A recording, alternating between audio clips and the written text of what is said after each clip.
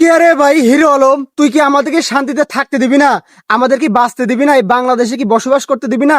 তা না হলে 2 দিন পর পরই তোর কি কিসের জন্য এত ঝামেলা হবে? মানে মেয়ে মানুষ নিয়ে, বউ নিয়ে। একটা মেয়ে গেছে হিরো আলমের অফিসে, তো সেখানে গিয়ে সেই মেয়েটা বিয়ের দাবি করতেছে।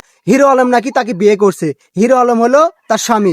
অথচ হিরো আলম অস্বীকার করতেছে যে না না না, আমি বিয়ে শাদী কিছু করি নাই।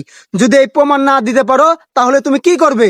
মেয়ের উত্তর, ডাইরেক্ট উত্তর, যে আমি যদি প্রমাণ না দিতে পারি তাহলে আমি বিষ খাবো, এছাড়া আমার কোনো রাস্তা নাই, কোনো গতি নাই।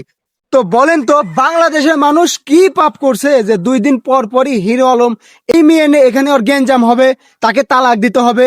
একবার সে রিয়ামণি নামে এক মেয়ের সাথে সম্পর্কে জড়াইছিল, তাকে বিয়ে করছিল, তাকে নিয়ে কি হুলুস তুলুস ঘটনা, কত কিছুই না কাণ্ড হয়ে গেল। এমনকি সে দুধ দিয়ে গোসলও করছে যে মেয়ে মানুষের সাথে সে আর সম্পর্ক রাখবে না, রিয়ামণির সাথে সে আর সম্পর্ক রাখবে না। সেই হিরো আলমই আবার আরেকটা কেসে জড়াইছে, আরেকটা মেয়েকে বিয়ে করছে। হিরো আলমকে নিয়ে আপনার কি মন্তব্য? অবশ্যই কিন্তু কমেন্ট করে জানাবেন।